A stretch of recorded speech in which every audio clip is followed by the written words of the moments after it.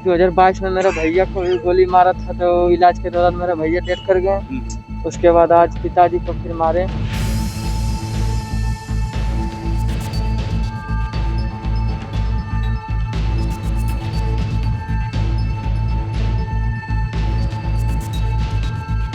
क्या वजह मान रहे हैं, क्या है कहानी, कुछ है?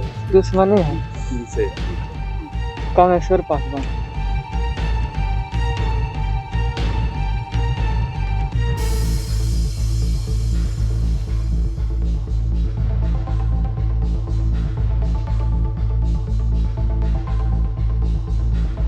नमस्कार, आप देखना शुरू कर चुके हैं लाइव फुटेज को। मैं नाम अभिषेक है। बिहार में एक बार फिर बड़ी वारदात हुई है। आपको बता दें कि सरेआम एक व्यक्ति की गोली मारकर हत्या कर दी गई है और 3 दिनों में तीसरी बड़ी वारदात ने जमुई शहर को हिलाकर रख दिया है और सम्राट चौधरी की पुलिस को खुलेआम चुनौतियां दे रहे हैं अपराधी। दरअसल आपको बता दें कि जमुई सिकंदरा मुख्य मार्ग के पास का यह पूरा मामला बताया जा रहा है, जहां अशोक यादव की हत्या कर दी गई है। उसके बेटे की भी हत्या 2022 में कर दी गई थी और एक और बड़ी वारदात हुई है और पिता की हत्या कर दी गई है। बताया जा रहा है पिता कोर्ट से लौट रहा था, इसी दौरान अपराधियों ने रेकी करके गोलियों से भून दिया गया है। मामले की जांच को लेकर पुलिस टीम जुट गई है। आपको बता दें कि एसडीपीओ खुद जांच कर रहे हैं, तमाम चीज़ों को लेकर तफ्तीश की जा रही है। एफएसएल की टीम को बुलाया गया है। लेकिन जमुई में किस तरीके से 50 लाख रुपए की लूट परसों हुई थी और आज एक बड़ी वारदात को अंजाम दिया गया है, मतलब जमुई शहर क्या नहीं संभल रहा है?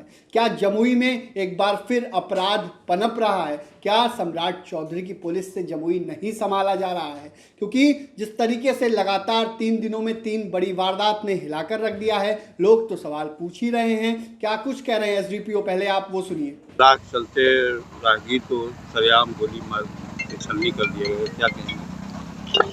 अपराध चरम पर है, इससे तो एग्री नहीं करेंगे। और दूसरा चीज़ है कि जो एक व्यक्ति हैं अशोक यादव, पिता मिश्री यादव, गांव है गौहर नगर, थाना लछुआर, इनकी एक अज्ञात लोगों के द्वारा हत्या कर दी गई है और पुलिस को इनके बेटे से प्रारंभिक पूछताछ में कुछ शुरुआती क्लू मिले हैं। हम लोग उस पर काम कर रहे हैं अविलंब। साथ ही साथ घटनास्थल पर स्थानीय थानाध्यक्ष, मैं, दोनों के द्वारा घटनास्थल का निरीक्षण किया गया है। एफएसएल की टीम जो है वो घटनास्थल से साक्ष्य एकत्रित कर रही है और पुलिस जल्द ही जो है इस मामले में नए अपडेट और कार्रवाई है उससे आप लोगों को रूबरू कराएगी। कुछ फाइलें भी पड़ी हुई पाई गई डेड बॉडी के आसपास। देखिए, हम लोग जो मृतक के जो पुत्र हैं उनसे हम लोगों ने बात की थी और जाहिर सी बात है कि अभी थोड़ा सा वो ट्रॉमा में है, तो हम लोग विस्तार से सारी चीज़ों पर उनसे बात करके वो सारी चीज़ें अनुसंधान में हम लोग लेके आएंगे और इसके आधार पर कार्रवाई करेंगे। कितनी गोलियां मारी गई? अभी फ़िलहाल एफएसएल की टीम के द्वारा घटनास्थल का निरीक्षण किया जा रहा है, इंक्वेस्ट बनाया जा रहा है।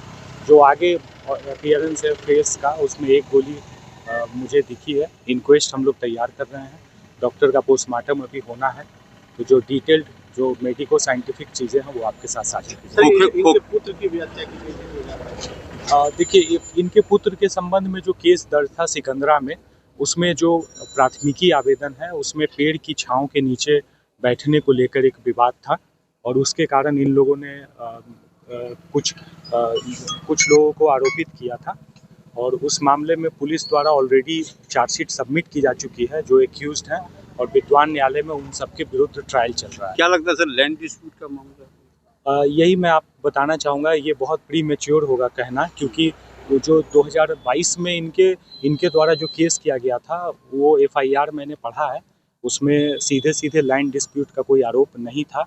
अभी भी जो मृतक के पुत्र हैं उनसे मेरी बात हुई है, तो अभी तक हम लोगों को उस संबंध में सीधा कोई रीजनेबल इनके द्वारा स्टेटमेंट नहीं दिया गया। खोखे भी बरामद किए गए स्पॉट से? अब जाहिर सी बात है, गोली लगी है, खोखा बरामद है और वो हम लोग की एफएसएल की टीम जो है वो सारी चीज़ों को कलेक्ट कर रही है। जो साइंटिफिक फैक्ट्स हैं वो हम लोग आपके साथ शेयर करेंगे। Thank you. रणवीर, कैसे आपके पिता की हत्या हुई, क्या जानते हैं इसके बारे में, क्या कहानी है? जी सर, एक मिनट रुकिए ना बॉस, तुरंत।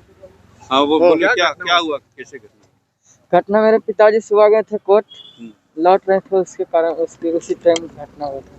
क्या वजह मानने हैं, क्या है कहानी, कुछ है उसकी? दुश्मनी है। इनसे कामेश्वर पासवान। क्या हुआ था? खेत का लड़ा है। 2022 में मेरे भैया को भी गोली मारा था, तो इलाज के दौरान मेरा भैया डेथ कर गए। उसके बाद आज पिताजी को फिर मारे। तो 2022 में लगा ट्रायल चल रहा है क्या कोर्ट में? कोर्ट में केस चल रहा है, अभी तक भी 2 अभियुक्त फरार चल रहा है। 2 गया था कस्टडी में, उसके बाद एगो बेल लेके आया, एगो अभी भी कस्टडी में गया। और इसमें कुछ फरार भी चल रहे हैं? फरार 2 चल रहा है, अभी 2022 से फरार है 2। कितना नामजद किए थे आप लोग? 4 नाम दर्ज किए थे। 2 अभियुक्त मतलब था, नहीं चिनते थे 2 को, और 4 नाम दर्ज था। तो क्या मांग करेंगे सरकार से? सरकार से ही मांग करते हैं, हमको न्याय चाहिए। 2022 में भी आपके भाई के साथ इस तरह जी 3/5/2022 को गोली लगा था। 15/5/2022 को डेथ हो गया, मतलब पटना में इलाज के दौरान। क्या नाम था उनका? विकास कुमार। और आज फिर 3 साल बाद आपके पिता के साथ ऐसी जी। क्या उसमें अभी तक कितनी दूर तक कार्रवाई पहुंची है पहले वाले? वो तो पिताजी ही बता सकते थे। अच्छा, क्या नाम था भाई का जिसकी हत्या? भाई का विकास कुमार नाम था। आपका नाम क्या? मेरा नाम रणवीर कुमार है। ठीक जाओ। तो आपने सुना कि एसडीपीओ ने क्या कुछ जानकारी दी है, किस तरीके से इस वारदात को अंजाम दिया गया, उस संबंध में एसडीपीओ ने क्या कुछ बताया है, क्या क्या चीज़ें बरामद हुई हैं। तो एक बड़ी वारदात ने बिहार को हिलाकर रख दिया है।